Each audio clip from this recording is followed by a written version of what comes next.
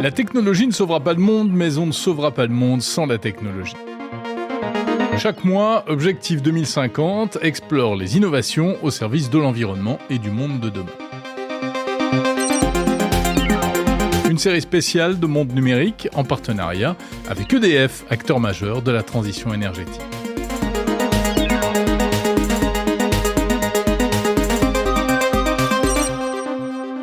On peut mesurer en temps réel le niveau de température, de humidité relative, de CO2, le taux de CO2. Et l'algorithme est capable d'analyser en temps réel tous ces éléments pour piloter la climatisation et le chauffage dans les bâtiments. Les bâtiments à travers le monde consomment à eux seuls 40% de l'énergie mondiale. Pour réduire cette empreinte énergétique et environnementale, l'une des solutions, c'est de les rendre intelligents, c'est-à-dire capables de mieux gérer leurs besoins en énergie en temps réel.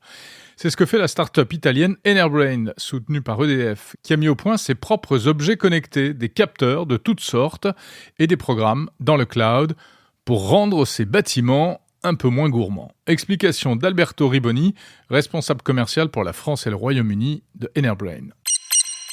Depuis 2015, on a commencé à développer notre système d'optimisation, donc des algorithmes intelligents basés dans un cloud qui peuvent être connectés au terrain, aux objets existants, donc à des objets connectés dans les bâtiments qu'on prend dans notre plateforme pour pouvoir les piloter, les optimiser à distance. Donc appliquer une couche d'intelligence pour faire mieux travailler les éléments qui déjà existent dans les bâtiments. Dans quel type de bâtiment vous installez vos solutions ? Alors, c'est très intéressant parce que la flexibilité de notre solution technique nous permet de travailler avec plusieurs types de bâtiments, avec beaucoup de types de bâtiments différents. On peut travailler surtout avec, des bâtiments complexes du point de vue de l'infrastructure, donc des grandes surfaces, que ce soit des bâtiments publics comme des établissements hospitaliers ou des écoles, des campus universitaires, mais aussi dans du tertiaire, donc les gros bâtiments sièges d'entreprises comme ceux de la défense, par exemple. Donc vraiment, la capacité qu'on a, c'est de pouvoir s'adapter à ce qu'on trouve sur le terrain et donc pouvoir proposer notre solution à différents types de bâtiments. Ici, en région parisienne, encore une fois, on a un exemple très important pour nous. On travaille avec un hôpital, un établissement hospitalier très connu qui est GHU Sainte-Anne, dans lequel on a intégré une vingtaine de leurs bâtiments et on les a aidés, on est en train de les aider à optimiser, à baisser leur facture d'énergie. Donc des capteurs de température, etc. Quel est le dispositif mis en œuvre ? Il y a plusieurs façons d'intégrer notre solution. La plus simple, justement, c'est de créer un écosystème d'objets connectés. On a décidé de produire nous-mêmes notre catalogue d'objets. Donc oui, comme vous avez dit, il y a des capteurs de qualité de l'air intérieur. On peut mesurer en temps réel le niveau de température, de humidité relative, de CO2, le taux de CO2, donc pour évaluer la présence humaine dans les salles, dans les bureaux, dans les espaces. Et tout ça, ça nous permet de remonter ces informations en temps réel. Donc nos capteurs remontent des informations vers le cloud et l'analyse qui est faite pour l'algorithme permet de renvoyer vers des actionneurs, toujours de notre conception et production, les informations nécessaires pour mieux gérer le fonctionnement, par exemple des chaudières plutôt que de centrales de traitement air, donc des éléments, des équipements réels qui produisent et distribuent la climatisation et le chauffage dans les bâtiments. Alors donc il y a un aspect hardware et aussi software, bien sûr. Il faut de l'intelligence. Est-ce que justement vous utilisez de l'intelligence artificielle ? Alors, intelligence artificielle, oui et non. Je dirais que c'est plutôt vraiment ce qu'on appelle des algorithmes intelligents. On aime plutôt présenter comme ça notre solution. C'est des algorithmes qui sont, encore une fois, comme je disais, basés dans le cloud, donc qui sont basés dans le cloud Enerbrain et qui collectent et analysent tous les éléments, les mesures, les variables, plusieurs aspects en fait de la vie quotidienne du bâtiment. Et l'algorithme est capable d'analyser en temps réel tous ces éléments pour piloter, pour envoyer des points de consigne, des points d'actuation vers les actionneurs terrain. Donc on a besoin évidemment de connaître quels sont les souhaits de notre client, donc les points de consigne de température par exemple dans un bâtiment, le confort souhaité pour les occupants. On prend en considération les données extérieures, donc tout ce qui est météo, évolution évidemment des conditions extérieures des endroits l'endroit où on travaille, et la capacité, je veux dire, la façon de travailler du bâtiment. Donc, il y a une partie qu'on appelle d'auto-apprentissage de l'algorithme qui, en analysant toutes les données historiques remontées jour après jour, est capable d'anticiper certaines décisions par rapport aux nécessités du jour suivant, du jour même, des heures suivantes, par rapport au niveau d'occupation réelle du bâtiment. Voilà. Les bâtiments intelligents, c'est un concept qui n'est pas si nouveau que ça, en fait. Mais j'imagine que ça a beaucoup progressé. Quelles sont les évolutions technologiques récentes dans ce domaine ? Alors, c'est vrai, c'est quand même un sujet qui est désormais sur la table depuis quelques années. L'évolution continue qu'on a eue depuis 2015 sur notre propre solution. On a une équipe de recherche et développement en interne chez NRBrain qui continue à faire évoluer d'un côté la partie matérielle, donc les objets techniquement qui évoluent avec des nouvelles des nouvelles capacités, des nouvelles possibilités, mais aussi la partie algorithme. Donc on a une équipe qui s'occupe que du développement de la partie algorithme, donc la possibilité d'utiliser de plus en plus de données remontées par le bâtiment pour être encore plus poussé vers une gestion très fine, 7 jours sur 7, 24 heures sur 24. Ce qui nous différencie un peu de l'utilisation d'une GTB standard, d'un système de contrôle du bâtiment que typiquement est avec une programmation fixe horaire ou avec un calendrier pas trop, évolutif. Et c'est ça une chose qui amène la solution NRBrain à être très intéressante parce que par contre l'algorithme peut prendre des décisions chaque 5 minutes et donc faire évoluer de façon continue, jour après jour, vraiment le fonctionnement du bâtiment. C'est ça qui nous rend un peu plus poussé dans la capacité de rendre encore plus intelligent, comme vous disiez, le bâtiment sur lequel on travaille. Quels sont les bénéfices qu'apportent ces solutions-là ? Comment est-ce que, véritablement, est-ce que vous pouvez chiffrer les bénéfices ? On peut démontrer, et on a démontré avec plusieurs références qu'on a en ce moment, des résultats qui peuvent être autour des 15-20% de baisse de consommation par rapport à une situation initiale avant notre arrivée sur le terrain. Vous pouvez considérer qu'en ce moment, donc depuis 2015 jusqu'à maintenant, notre plateforme, donc la solution NRBrain, où tous les bâtiments qu'on a connectés sont disponibles, contient maintenant plus de 700 bâtiments. Ça veut dire que à niveau global désormais, parce qu'on travaille dans 13 différents marchés à niveau global, il y a des bâtiments qui sont connectés à notre intelligence, à notre cloud NRBrain. Et ça commence à devenir vraiment un nombre important et ça nous aide évidemment pour parler aux personnes avec lesquelles on commence nos échanges, pour faire comprendre l'intérêt et la puissance de cet outil. Est-ce que ce que vous apprenez sur certains bâtiments peut vous servir pour d'autres ? Alors, oui. Évidemment, ça reste pour nous des données de référence.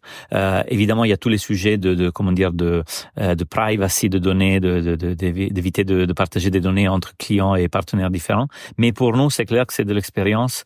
Pour nos équipes, ça nous aide à avoir beaucoup de termes de comparaison, de ce qu'on appelle KPI en anglais. En tout cas, des points d'analyse par type de bâtiment. Ça nous aide évidemment à faire une analyse de comparatif et à avoir des regroupements par type de bâtiment qui nous permettent d'avoir des données de référence et une idée de qu'est-ce qu'on peut faire, encore une fois, par typologie de bâtiment ou par verticale sur laquelle on peut travailler. Et donc, c'est une solution qui peut être installée dans des bâtiments existants. On n'est pas obligé de partir sur un bâtiment neuf. Alors, c'est absolument ça et surtout, c'est un peu l'intérêt de la solution. Notre idée depuis le début, c'est d'aider nos partenaires à travailler et à faire mieux travailler ce qu'ils ont déjà dans leur bâtiment. On n'est pas une société d'ingénierie, donc on n'est pas intéressé à fournir des études de renouvellement des installations. On veut vraiment faire travailler mieux ce qui existe déjà chez nos clients. L'idée, l'intérêt, la flexibilité de la solution NRBrain, du système NRBrain, c'est de pouvoir intégrer les éléments existants dans les bâtiments dans lesquels on travaille pour les faire travailler au mieux, donc les optimiser. On veut vraiment avoir un budget, proposer une solution qui soit accessible avec un investissement raisonnable, mais qui puisse tout de suite amener à des résultats concrets. On a le temps d'installation, le temps nécessaire pour intégrer notre solution se chiffre en quelques jours. On ne parle pas de mois d'installation, on parle vraiment de quelques jours, une semaine d'installation pour des bâtiments complexes.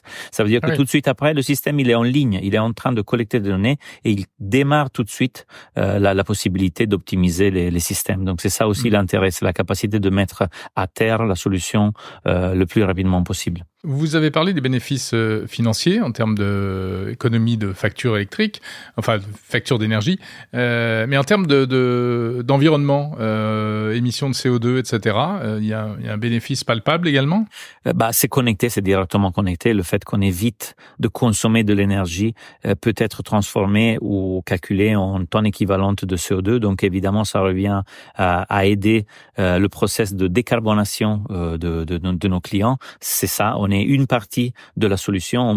On propose notre approche justement pour aider le client dans sa propre stratégie de décarbonation. Et donc une partie évidemment est directement liée au fait de baisser les consommations d'utilité. Donc tout à fait, on est capable de chiffrer, de faire comprendre aux clients quel a été l'impact positif de la solution, aussi en termes de tonnes de CO2 évitées. Le futur, c'est quoi selon vous? Quelles sont les directions vers lesquelles vous pensez aller? Est-ce que technologiquement, il y a des améliorations sur lesquelles vous travaillez déjà et qui pourraient vraiment apporter encore plus de choses? Alors, sûrement, il y a une évolution continue de tout ce qui est à la base sujet technique, donc la partie hardware, les matériaux, les objets. Pour nous-mêmes, si vous pensez, depuis 2015 à maintenant, notre capteur de qualité de l'air a évolué en 4 versions différentes. Donc, on est à celle qu'on appelle la version 4. L'importance, c'est évidemment de notre côté aussi de pouvoir limiter la nécessité d'utilisation de la batterie interne, donc baisser même pour nos objets la nécessité de consommation, la puissance nécessaire et la capacité de communiquer de façon plus simple avec des réseaux comme LoRa, comme Sigfox. Donc c'est toutes des solutions que nous on a fait évoluer dans notre catalogue d'objets depuis le début. Donc ça nous amènera sûrement à trouver de nouvelles façons de communiquer, de transmettre des données dans le cloud. Et ça c'est une chose. L'autre volet que je vois, c'est vraiment la capacité de intégrer dans les bâtiments, dans les GTB existantes, que ça soit des anciennes GTB avec des dizaines d'années même de vie, avec les nouveaux systèmes aussi, mais de pouvoir pousser encore plus et faciliter encore plus l'intégration dans les bâtiments. Vous parlez de batterie, ça veut dire quoi? Il y a des capteurs qui sont autonomes, pour lesquels qu'il faut recharger, etc. C'est pas un peu contraignant, ça? Non, au contraire. L'intérêt de nos capteurs, c'est des capteurs qui peuvent être facilement déplacés. Ils n'ont pas besoin d'être câblés. Donc, c'est des petits capteurs 10 cm x 10 qui ont une batterie rechargeable, justement. La batterie est simplement rechargeable, mais la durée de vie des batteries est entre 3 et 4 ans, si vous considérez. Et on considère qu'il y a une transmission de données vers le cloud chaque 10 minutes. Donc, ça veut dire 140 messages par jour par capteur. Donc, la puissance, et encore une fois, ça dépend du besoin de notre client. On peut limiter le nombre de données transmises. Ça va faire augmenter, évidemment, la durée de vie de la batterie existante.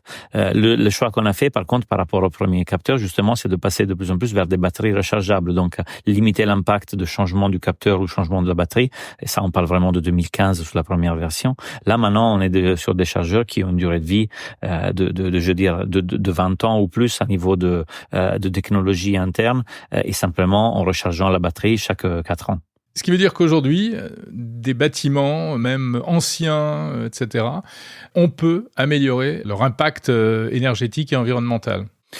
C'est tout à fait comme ça. Je reviens sur mon exemple précédent, le contexte de l'établissement GHU Sainte-Anne à Paris. L'origine de certains pavillons remonte à 1800. Donc c'est un établissement vraiment historique de la ville de Paris. La vingtaine de bâtiments que nous on a connectés, il y en a pas un avec les mêmes caractéristiques, ni à niveau de bâtiments. Donc si on parle des murs, des distributions internes, mais d'infrastructures. Et il y a vraiment des pavillons très anciens. Donc l'intérêt c'est de pouvoir travailler aussi sur ces bâtiments, de rendre vraiment plus intelligents des bâtiments qui à la base ne sont pas censés ou n'ont pas la possibilité d'être connectés. Et donc c'est ça aussi qui plaît beaucoup comme pour notre solution, qui plaît beaucoup à nos clients, c'est la capacité de pouvoir vraiment travailler sur des différents types de bâtiments avec des caractéristiques très très très variables. Merci Alberto Riboni, responsable commercial France et UK, Grande-Bretagne de Enerbrain. Merci Jérôme pour cette invitation.